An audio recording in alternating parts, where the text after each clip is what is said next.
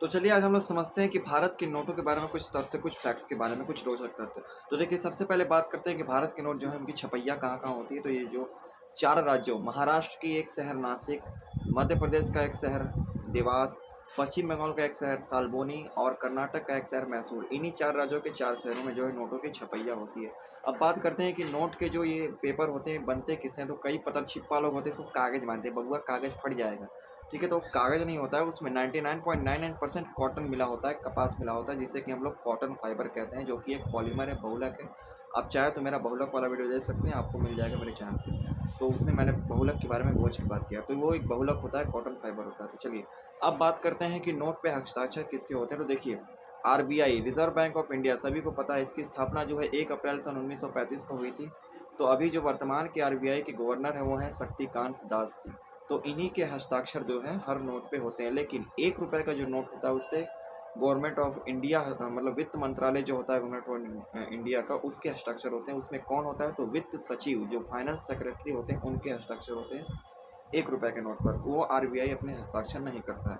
तो अभी के जो वर्तमान में वित्त सचिव हैं वो है टीवी स्वामीनाथन, तो उनके 1 रुपए के नोट पर हस्ताक्षर होते हैं। अब चलिए बात करते हैं नोटों के अगल बगल में। आप लोगों ने कई सारी काली काली लाइनें देखी होंगी, तो ये क्यों होती हैं, तो देखिए लुइस ब्रेल नाम के एक साइंटिस्ट थे। वो जब उनकी आंखें चली गई थी तो उन्होंने मतलब सोचा कि जैसे मेरी आंखें चल गई हैं तो अंधे लोग कई सारे होंगे जिनकी आंखें चली गई, वो पढ़ नहीं पाते।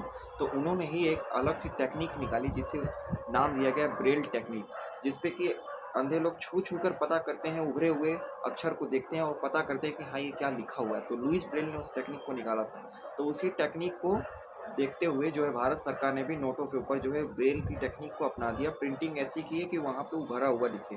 तो जो काली काली छपैया होती है वो नेत्रहीन लोगों के लिए, ताकि वो छू कर पता कर सके कि कितने रुपए का नोट है। तो चलिए बात करते हैं किस नोट पे कितना अक्षर मतलब कितनी लाइनें होती हैं। सबसे पहले 100 रुपए का नोट, 10 और 20 50 के नोट पे कोई लाइनें नहीं होती।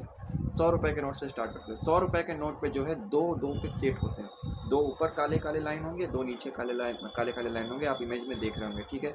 अब बात करते हैं 200 रुपए के नोट पे। तो 200 रुपए के नोट में भी दो ऊपर काले लाइन, दो नीचे काले लाइन होते तो हैं, लेकिन बीच में दो गोले होते हैं। तो ये 200 रुपए नोट की पहचान है ब्रेल के अनुसार। अब बात करते हैं 500 रुपए के नोट पे। तो 500 रुपए के नोट पे दो के ऊपर सेट होते हैं, दो के नीचे सेट होते हैं और एक बीच में होता है, यानी 5 लाइनें बनी होती हैं।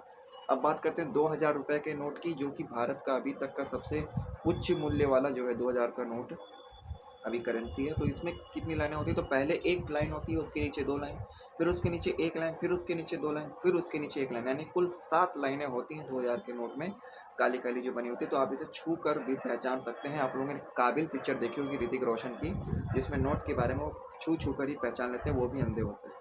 और देखिए हर नोट पे जो है भारत सरकार ने अलग अलग जो है चिन्ह भी बनाते हैं, जैसे सैटेलाइट वगैरह हो गया, लाल किला हो गया, ये सारी चीज़ें जो है उसमें बनाते हैं।